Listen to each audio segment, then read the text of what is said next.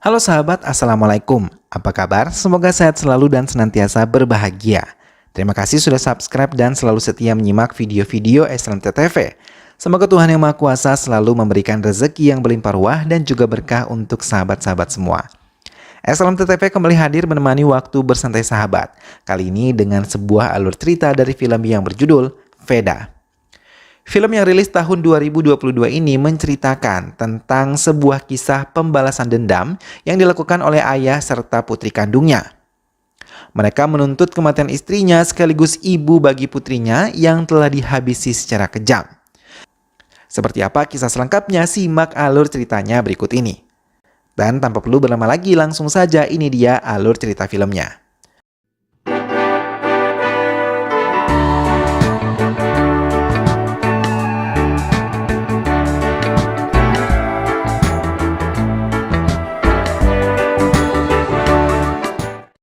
Nela yang baru saja sampai ke rumah menangis ketakutan. Ia yang baru saja mengalami percobaan pelecehan seksual di bus mengadu langsung kepada neneknya Rama yang merupakan seorang pensiunan inspektur polisi. Hingga keesokan harinya ia memilih untuk tidak pergi bekerja. Rama memintanya membaca sebuah buku yang bisa berguna untuk hidupnya kelak. Dengan malas, Nela memilih buku-buku yang dikatakan oleh Rama neneknya. Nela mengambil satu buku yang berjudul The Hunt Begin. Ingatan Rama melayang tentang apa yang pernah ia baca juga sebelum dibaca oleh Nela dari buku tersebut. Rama memegang buku tersebut dan mencoba menceritakan ulang apa yang ada di dalam buku tersebut kepada Nela. Di sebuah penjara, digelar sebuah festival keagamaan untuk menyambut Kanaka yang baru saja keluar dari penjara. Veda juga sudah bersiap menyambut putrinya. Ia langsung menyerahkan kalung pada putrinya. Rama yang saat itu ada di tempat tersebut hanya melihat keduanya pergi meninggalkan penjara. Veda membawa putrinya untuk menikmati makanan sambil memperhatikan kejahatan yang terjadi di hadapannya. Veda melihat sekelompok pria memasukkan banyak wanita ke sebuah truk. Mereka bahkan berencana untuk menjual wanita-wanita tersebut jauh keluar kota. Penjual makanan mencoba menjelaskan apa yang telah terjadi di desanya, hingga tentang kejahatan yang dilakukan oleh Giriaya, seorang mafia besar yang sangat ditakuti oleh penduduk desa. Ia mulai menceritakan bagaimana kejamnya Giriaya bersama antek-anteknya kepada semua warga yang ia culik dan ia jual. Kekejaman di hadapan Veda masih berlangsung. Ia melihat sendiri seorang wanita ditarik dan dipaksa untuk naik ke truk. Veda keluar dari tempatnya dan mendekati wanita yang menangis sedih karena terus dipaksa untuk mengikuti keinginan mereka. Veda mulai memberi pelajaran pada mereka. Melihat Veda yang mengganggu kesenangannya membuat mereka tidak tinggal diam. Veda yang sudah tidak muda lagi masih mampu menguasai kekuatannya untuk memberi mereka pelajaran. Seorang wanita memohon untuk tidak lagi memukuli anak buah Giriaya karena pasti ia akan mengirim lebih banyak lagi untuk menghancurkan desa. Veda memberi nasihat kepada mereka agar tidak takut untuk menghadapi Giriaya. Tak lama dua mobil polisi datang. Rama keluar dari mobilnya dan mencoba memberi pelajaran pada anak buah Giriaya. Sementara di tempat lain kekerasan kembali terjadi. Seorang wanita kehilangan kendali ingin menghabisi seorang pria yang ingin menumpang kereta kudanya. Pria itu nampak sangat ketakutan dan langsung berteriak membuat orang-orang yang ada di tempat itu langsung menariknya dan menolongnya hingga membawanya menjauh dari wanita yang masih ingin menghabisinya. Kanaka yang baru saja tiba di hadapan kantor polisi desanya langsung menatap tajam. Tak lama lampu di tempat itu padam hingga kebakaran terjadi. Semua petugas di dalam kantor polisi tersebut pergi mencoba memadamkan api, tapi tidak dengan Inspektur Rudra yang masih bertahan di dalam ruangannya yang gelap. Kanaka datang mendekatinya hingga membuat Rudra sedikit terkejut. Ia berdiri mendekati Kanaka. Tak lama ia terkejut ketika melihat Veda di belakang Kanaka. Saat ia ingin mengambil senjatanya, Veda langsung mencegahnya dan mencekik leher Rudra dengan benang yang telah ia siapkan. Tak lama Kanaka mengambil batu yang ada di tasnya. Dengan cepat ia menghantam kepala Inspektur Rudra tersebut dengan batu itu, hingga Inspektur Rudra benar-benar tidak berdaya dan meninggal seketika.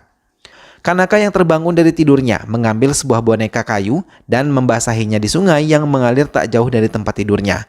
Veda mengambil sebuah wadah yang berisikan minyak tanah dan membakar boneka tersebut di hadapan Kanaka. Setelah itu mereka mencoba menikmati makanan yang telah mereka pesan. Seorang pria datang mendekati mereka dan menceritakan tentang kematian Rudra pada mereka. Tak lama pengacara Girija datang untuk menemui Rama. Mereka berbincang berdua di sebuah ruangan. Pengacara tersebut mengatakan Veda adalah kliennya dulu dan sekarang pemburuan telah dimulai. Tidak ada yang bisa menghentikannya. Ia datang untuk menuntut semua keadilan yang tidak ia dapatkan sebelumnya. Tidak ada yang bisa menghentikannya hingga dendamnya benar-benar tuntas. Girija yang tahu masa lalu Veda mencoba menceritakannya kepada Rama. Veda saat masih bersama hidup dengan sahabatnya Sakri melihat Berja yang bertindak mencurigakan. Ia menghentikan kereta yang ia tumpangi. Veda melihat Bera ingin mencuri hingga dengan cepat Veda mencoba menghentikannya. Tak lama warga datang membawa obor. Berja diikat di sebuah pohon besar disaksikan oleh warga yang datang untuk memberikannya hukuman. Inspektur Rudra datang mendekati mereka. Veda mencoba mengatakan kalau apa yang dilakukan oleh Berja adalah salah. Ia tidak akan membiarkan desanya menjadi kacau. Veda meminta Inspektur Rudra pergi dari tempat itu sekaligus meminta maaf pada semua warga. Rudra membawa Berja ke penjara, tapi keluarganya mencoba melarangnya karena Berja akan menikahi anak perempuan mereka. Namun Rudra tetap membawa Berja dan tidak memedulikan keluarga Puspa, calon pengantin Berja yang sangat sedih karena pernikahan tersebut gagal. Pertengkaran pun terjadi di antara warga. Veda mencoba mendekati Puspa dan menikahinya. Hal itu membuat warga terkejut sekaligus senang karena Veda dianggap menjaga kehormatan Puspa. Mereka mengucapkan terima kasih kepada Veda dan memberikan doa terbaik untuk pernikahan Puspa dan Veda. Kehidupan Veda dan Puspa baru saja dimulai. Namun karena Puspa dan Veda tidak saling mengenal sebelumnya membuat mereka menjadi kaku untuk saling menyapa. Namun semua warga mencoba mencairkan suasana di antara mereka. Tahun 1985, Veda dan Kanaka mulai merencanakan untuk menghabisi Nanjapa. Target musuh mereka berikutnya yang dulu sangat jahat kepada warga Sirli. Bahkan dengan kejam ia membakar penduduk di desa Sirli. Veda dan Kanaka sudah mulai bekerja. Mereka menculik Bagya dan meletakkannya ke dalam rumah Nanjapa. Keluarga Bagya terkejut ketika tidak lagi mendapati Bagya yang sebelumnya masih bermain di area rumahnya. Veda dan Kanaka membuat Bagya gadis kecil menjerit karena tubuhnya merasa sangat gatal. Nanjapa yang sedang tidur terkejut ketika mendengar Bagya menjerit. Warga yang mendengar jeritan Bagya terkejut ketika mereka mencari sumber suara Bagya menemukan Bagya tengah bersama Nanjapa dan merasa sangat kesakitan. Warga pun salah paham dan mengira Nanjapa akan menyakiti Bagya. Mereka membawa Bagya dari tangan Nanjapa dan mulai menghakimi Nanjapa. Luka, Veda datang dan disusul oleh Kanaka yang sudah mengeluarkan batu dari dalam tasnya. Veda sendiri sudah membawa senjata tajam. Melihat kehadiran Veda dan Kanaka, Nanjapa memohon ampun kepada keduanya. Dengan cepat, Veda mengayunkan senjata tajamnya disusul Kanaka yang langsung melempar batu di tangannya tepat ke arah wajah Nanjapa. Keesokan harinya, Rama datang ke tempat di mana Nanjapa tewas. Namun warga mengatakan itu bukanlah pembunuhan, melainkan hukuman yang diterima Nanjapa dari dewa atas kesalahan-kesalahan yang selama ini dilakukannya. Mereka juga melarang Rama dan petugas polisi mendekati tubuh Nanjapa untuk diperiksa di bagian forensik. Sementara Kanaka kembali membuang boneka kayu kedua dari dalam tasnya setelah malam sebelumnya ia menghabisi Nanjapa bersama ayahnya. Veda dan Kanaka kembali melanjutkan perjalanan. Sukanya yang merupakan wanita penghibur terkejut melihat Veda dan Kanaka yang selama ini menghilang. Sukanya mencoba mengejarnya tapi ia gagal karena ada seseorang yang melempar banyak cabai ke wajahnya. Tahun 1965. Sementara Berja yang terlepas dari hukumannya langsung menemui Puspa yang ia tahu telah menikah dengan Veda. Ia mencoba membuat Puspa untuk kembali bersamanya, tapi Puspa menolaknya dan tidak ingin lagi berhubungan dengan Berja bahkan meninggalkan Veda. Melihat penolakan yang dilakukan Puspa membuat Berja benar-benar marah dan mendendam kepada Veda. Lama-kelamaan Puspa dan Veda akhirnya bisa menjadi pasangan seperti pada umumnya. Tidak lagi ada jarak di antara mereka. Bahkan sikap Veda yang selalu melindungi Puspa membuatnya merasa nyaman dan menganggap keputusannya menikah dengan Veda tidaklah salah. Hingga kehamilan Puspa menambah kebahagiaan kehidupan rumah tangga mereka. Namun di pihak lain kejahatan Giriannya semakin meningkat. Bahkan semua warga telah dibakar bagian tubuhnya sebagai bukti kalau mereka adalah budak dan dilarang untuk menolak apapun keinginannya. Tiba-tiba mereka terkejut ketika melihat kedatangan Kanaka dan juga Veda. Siva yang merupakan tangan kanan Giriannya tidak mengenali Veda untuk duduk dan mengikuti perintahnya. Tapi Veda dan Kanaka sama sekali tidak menghiraukannya. Bahkan Kanaka malah mengeluarkan senjata tajam dan berjalan mendekati Siva. Dengan langkah pasti ia bahkan menebas semua tubuh anak buah Siva yang mencoba menghalanginya. Walaupun ia berulang kali terjatuh, Kanaka tidak menyerah. Ia terus menyerang mereka. Veda dari tempatnya hanya memperhatikan karena ia yakin putrinya mampu membela dirinya. Ia hanya teringat bayangan masa lalu di mana Kanaka dulu dipukuli hingga benar-benar tidak berdaya. Tak lama kemudian, Veda tersadar ia tidak ingin kejadian dulu terulang kembali. Ia melangkahkan kakinya mendekati anak buah Siva yang berani membuat putrinya tidak berdaya. Ia menghabisi mereka semua dengan cepat, hingga membuat para budak benar-benar terkejut. Dengan tangannya sendiri, Veda membuat Siva memuntahkan darah segar. Mereka berkelahi dan saling menyerang hingga Siva benar-benar tidak berdaya dan Veda tidak membuang waktu langsung menghabisinya. Sukanya yang ada di tempat itu mencoba menghalangi Veda untuk mendekati Girianya, tapi tidak berhasil dan dengan cepat ia pun menyerangnya bertubi-tubi. Bahkan dendam yang selama ini ada di hatinya langsung segera ia tumpahkan kepada Girianya, hingga Berja benar-benar tidak berdaya. Kanaka yang baru saja bangkit mengeluarkan batu yang ada di dalam tasnya. Berja baru menyadari kalau mereka adalah Kanaka dan Veda. Ia langsung memohon ampun, tapi bukannya diampuni malah Veda menikam lehernya. Tak lama kemudian sebuah batu melayang tepat mengenai kepalanya, hingga Girianya terpental dan membuatnya tewas seketika. Rama menghentikan cerita yang ada di dalam bukunya. Hal itu membuat Nela bingung. Terlebih Rama malah meninggalkannya seorang diri. Merasa penasaran, ia membaca kembali buku tersebut dan melanjutkan kisah Veda. Tak lama Ram kembali datang dan menghentikan Nela karena ia yang akan kembali membacakannya untuk Nela.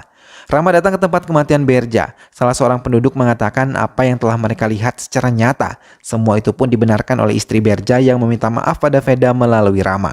Sementara Kanaka membakar kembali boneka ketiga dari dalam tasnya ditemani oleh Veda. Puspa dan beberapa penduduk ingin pergi ke kuil, tapi langkah mereka dihentikan oleh Berja yang tetap merayunya. Puspa dengan tegas menolak, bahkan mengatakan kalau ia tengah hamil buah cinta dari Veda. Setelah beberapa bulan kemudian, Puspa mulai melahirkan. Hal itu membuat Veda sangat panik dan sangat bahagia ketika tahu Puspa berhasil melahirkan seorang putri. Senyum kebahagiaan mendadak hilang ketika Sangkari tiba-tiba meninggal dunia terkena serangan jantung. Sangkari, wanita tua yang ia anggap sebagai ibu, malah meninggal dunia ketika ia mendapatkan kebahagiaan. Veda sadar tanggung jawab Sangkari sebagai ibu angkatnya telah selesai, dan kini Veda memiliki tanggung jawab lebih sebagai ayah dari anak perempuannya yang ia beri nama Kanaka. Ribuan kebahagiaan selalu dihujani Veda kepada Kanaka, terlebih saat Veda selalu memberikan boneka kayu kepada dirinya. Veda dan Kanaka kembali menuntut balas. Mereka mendatangi kediaman Kalesi. Hal itu pun mengejutkan Kalesi. Ia sangat ketakutan, tapi berbeda dengan istri dan putrinya yang menerima mereka dengan tangan terbuka. Bahkan mereka dijamu makan malam oleh istri Kalesi. Namun keesokan harinya Kalesi terkejut ketika Povi putrinya menghilang bersamaan dengan perginya Veda dan Kanaka. Kalesi yang lumpuh memohon kepada istrinya untuk mencari mereka dan mengatakan kalau Veda dan Kanaka datang untuk menghabisi dirinya.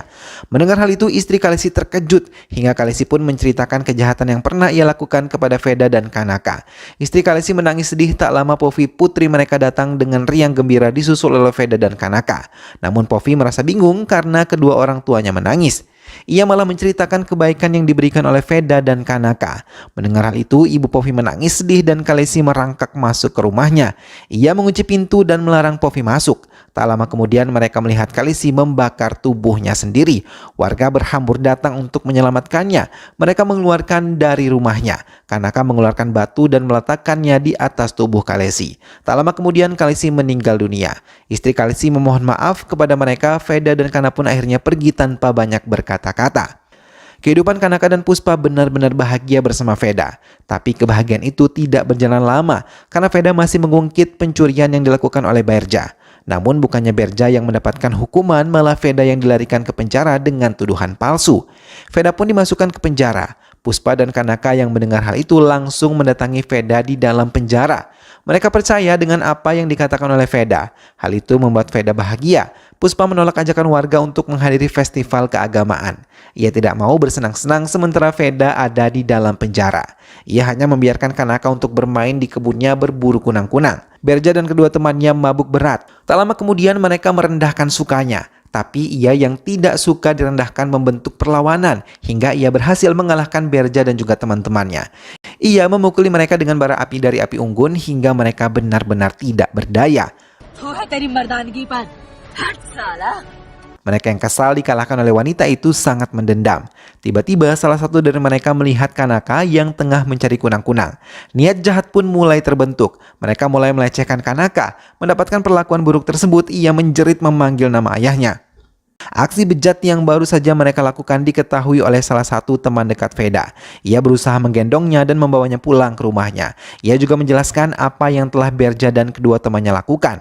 Puspa menjerit sambil menangis. Ia memohon agar Kanaka bangkit. Dengan kemarahannya, Puspa mengambil sebilah celurit dan menghampiri Berja serta teman-temannya. Ia menikam Nanjapa terlebih dahulu, sementara Berja, Girianja, dan Kalesi menertawakan aksi Puspa. Dengan sebilah celurit tersebut, Puspa menyerang mereka membabi buta, hingga mereka benar-benar tidak berdaya menghadapi Puspa yang penuh amarah. Mereka bahkan memohon ampun, tapi Puspa sama sekali tidak mengindahkannya. Ia menyerang mereka lagi hingga Kanaka yang masih dalam keadaan setengah sadar melihat salah satu dari mereka melempar batu ke arah ibunya yang hendak menghabisi Nanjapa. Lemparan batu tersebut tepat mengenai kepala Puspa hingga ia terjatuh dan mengenai api unggun yang ada di hadapan Puspa. Melihat penderitaan Puspa yang terbakar hidup-hidup, mereka tertawa penuh kemenangan. Mereka langsung memanggil Inspektur Rudra dan meminta bantuannya untuk menghilangkan bukti kejahatan mereka. Rudra mengiyakan dan membantu mereka menghilangkan semua barang bukti yang bisa memberatkan keempat sahabatnya itu. Veda yang diberi kabar tentang kematian Puspa langsung berlari untuk segera bisa tiba ke rumahnya. Ia menangis melihat kematian istri yang sangat ia cintai. Tak lama kemudian ia mencari Kanaka. Daya mengatakan kalau Kanaka tengah di persidangan karena ia dituduh menghabisi ibunya. Rudra yang bekerja sama dengan semua pelaku membuat Kanaka benar-benar terpojok. Bahkan mereka mengatakan kalau Kanaka mengalami gangguan kejiwaan. सच बाहर लाने के लिए हमें बच्ची के medical test कराने होंगे. Sampai hakim mengatakan ia bersalah dan harus menjalani hukuman di penjara. Veda yang melihat putrinya dibawa mencoba mengejarnya, tapi pengacara dan asisten Rudra mencegahnya dan menceritakan kebenaran yang terjadi. Namun mereka tidak bisa berbuat banyak karena mereka tidak memiliki bukti-bukti yang telah dihilangkan oleh Rudra. Sejak kehilangan putri dan istrinya, Veda benar-benar kehilangan hidupnya. Namun ia tidak mau putus asa. Ia menunggu membalas semua dendamnya hingga Kanaka keluar dari penjara.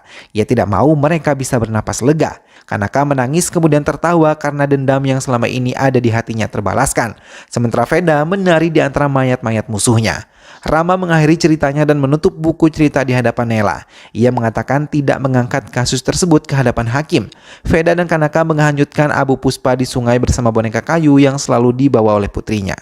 Nela memutuskan untuk kembali bekerja menggunakan bus seperti biasa. Tak lama pria yang pernah mencoba melecehkannya datang dan mencoba untuk melakukan hal yang serupa. Nela mengambil pena dan menikam alat kelamin pria tersebut hingga ia mengerang kesakitan. Dan film pun selesai. Nah sahabat, itulah tadi alur cerita dari film Veda. Akhirnya Nela terinspirasi dari kisah Veda dan juga Kanaka yang membalaskan dendam atas kematian Puspa. Nela yang tidak bisa melawan ketika mendapat perlakuan tidak senonoh akhirnya memiliki keberanian setelah terinspirasi dari kisah perjuangan yang dilakukan oleh Veda dan juga putrinya Kanaka untuk membalas perlakuan para penjahat yang telah menghabisi Puspa istrinya dan melecehkan Kanaka putrinya ketika ia tengah di penjara. Semoga sahabat semua terhibur setelah menyimak alur cerita film ini. Terima kasih sudah menonton dan ingat untuk selalu dukung SLMT-TV dengan cara klik like, komen, share, dan juga subscribe. Sampai ketemu lagi, jangan lupa jaga kesehatan dan wassalamualaikum.